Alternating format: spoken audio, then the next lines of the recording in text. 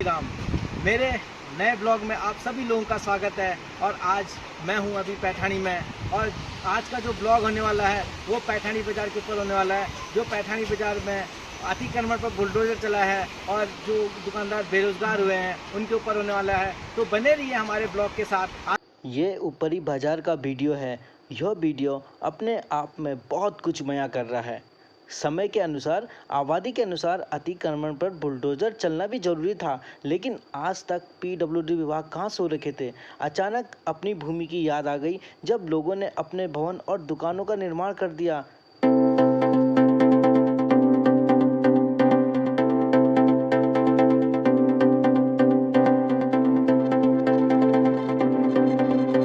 दोस्तों, मैं अभी हूँ ऊपरी मार्केट में, जो पैठानी बाज़ार के ऊपरी वाला मार्केट है।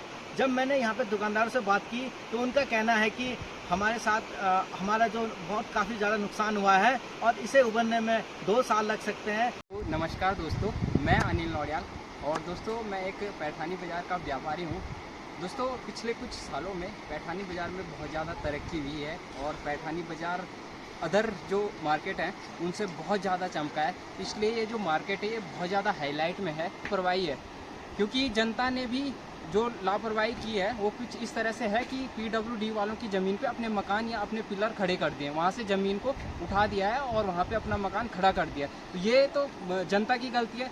फिर जो दूसरी गलती है वो सरकार के द्वारा की गई है यहाँ पे। वो क्या है, वो ये है कि जब वो मकान बन रहा था ना तो जांच पीडब्ल्यूडी वालों के द्वारा हुई है और ना ही सरकार के किसी कर्मचारी के द्वारा यहाँ पे जांच हुई है, ना यहाँ पे कोई देखने आया है। जबकि उनका भी फर्ज है कि जब मकान खड़े हो रहे हैं तो उनको भी आना चाहिए और एक तरह से जाँच करनी चाहिए, जो कि अतिक्रमण के दायरे में मकान बनाए गए हैं उनकी।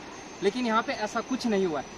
पिछले कुछ सालों में हमारा मार्केट इतना चमका है और इतने सुंदर नज़ारे थे हमारे मार्केट के कि मैं क्या ही आपको बताऊं।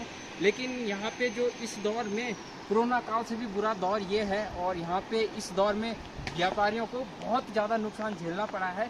यहाँ तक कि 2-2, 3-3 दुकानें जिस आदमी की थी, जिस व्यापारी की थी, उसको भी इस दौर में खाली करनी पड़ गई हैं और वहाँ पे भी उन दुकानों में भी काम चलना शुरू हो गया है। तो मैं ये बोलना चाह रहा हूँ कि आपने अतिक्रमण हटाया है, सरकार के द्वारा जो हटाया गया है, तो आपने अच्छा किया है अगर 9 मीटर के दायरे में है तो, और किसी को ज़्यादा नुकसान नहीं हुआ है तो। लेकिन किसी ने ज़्यादा ही घेर रखा हो उसको आप हटा सकते हैं। लेकिन अगर किसी का ठीक ठाक है, जगह ठीक ठाक है, तो वहाँ पे थोड़ा एडजस्टमेंट आपके द्वारा भी होना चाहिए और जनता का इतना नुकसान ना हो, आपको भी इतनी दया रखनी चाहिए। मैं तो ये बोलता हूँ। और अगर किसी का ज़्यादा नुकसान हो रहा है तो आपसे निवेदन है कि उसको थोड़ा बहुत मुआवजा आप देने का कष्ट करें, ताकि उसको इतनी ज़्यादा दिक्कत ना हो और वो आसानी से अपनी दुकानों को रिपेयर करवा सके। जैसे कि आप देख रहे होंगे कैमरे में, ये पैठानी मार्केट एक अपर मार्केट है। करंट प्रयाग रोड पे ये दुकानें बनी हुई हैं और यहाँ पे जो दुकानों की हालत है वो कुछ इस तरह से हो रखी है। और यहाँ पे तो ज़्यादा ही लोगों ने रोड को घेर रखा, तो यहाँ पे तो खैर चौड़ीकरण होना ही था। और इस तरह से ये पूरी रोड पे तोड़ फोड़ हो रखी है और इसी तरह से यहाँ से और नीचे तक पूरी मार्केट में इसी तरह से काम लगाया हुआ है। और मैं ये कहना चाहूँगा कि सरकार भी ठीक कर रही है, क्योंकि जल्दी से सरकार भी जाग गई है और इस तरह से अतिक्रमण हटा रही है। और आगे से लोगों को भी मतलब एक सूचना पहुंच गई है कि लोग भी अतिक्रमण करने से पहले 10 बार सोचेंगे और अतिक्रमण नहीं करेंगे सरकार की ज़मीन में। तो एक तरफ से तो सरकार की जो ये सोच है बहुत अच्छी है और एक तरफ से जो नुकसान है उसकी भरपाई के लिए थोड़ा बहुत मुआवजा तो सरकार को देना चाहिए जनता को, क्योंकि काफ़ी हद तक नुकसान हुआ है पैठानी मार्केट में। बाकी ये हालत आप देख सकते हैं। ये है रात के द्वार पैठानी बाजार की तस्वीरें। और ये दुकानें आज की नहीं, तब से चलती आ रही हैं जब उत्तराखंड राज्य बना भी नहीं था। साहब ये गरीब थे, ईमानदारी से चाय दाल भात बेचकर घर चलाते थे, इसीलिए तोड़ दिए गए।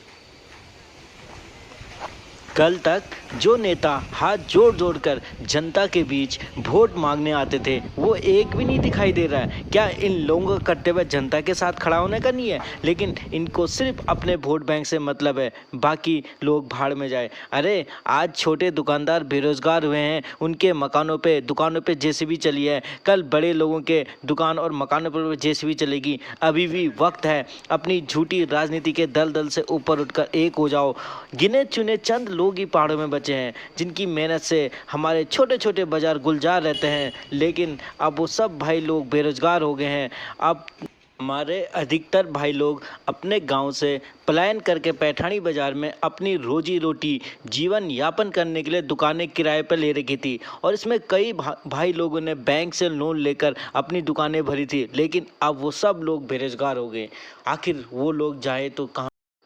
इंसान की ज़िंदगी भर की कमाई लग जाती है घर और दुकान बनाने में, और कैसे एक पल में सब चकनाचूर कर दिया जाता है। साहब, वो सिर्फ पत्थर की दीवार नहीं टूटती, उसके साथ हजारों परिवारों के सपने और रोजी रोटी और आने वाले बच्चों के भविष्य भी टूटते हैं। इस मार्केट में 280 से ज़्यादा दुकानें थी और इसमें से सिर्फ 100 दुकानें बची हैं। बाकी सब ने दुकानें खाली कर दी और सब अपने अपने घर चले गए। बहुत ही बड़ा नुकसान हुआ है लोगों को इस अतिक्रमण पर जो बुलडोज़र चला है।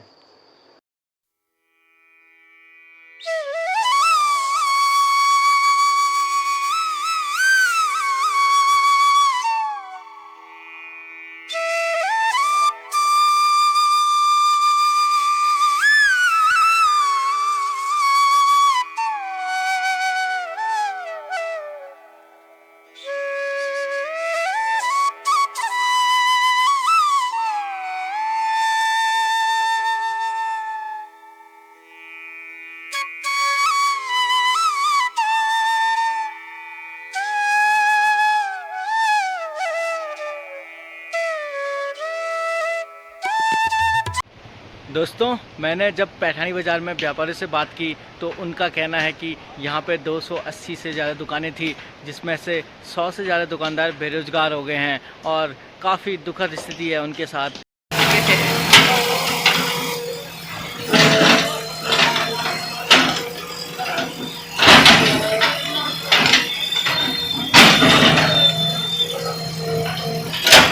ये था पैठानी का नज़ारा। कितना खूबसूरत नज़ारा है पैठानी का, और अपना पैठानी कुछ खास ही है, कुछ अलग है।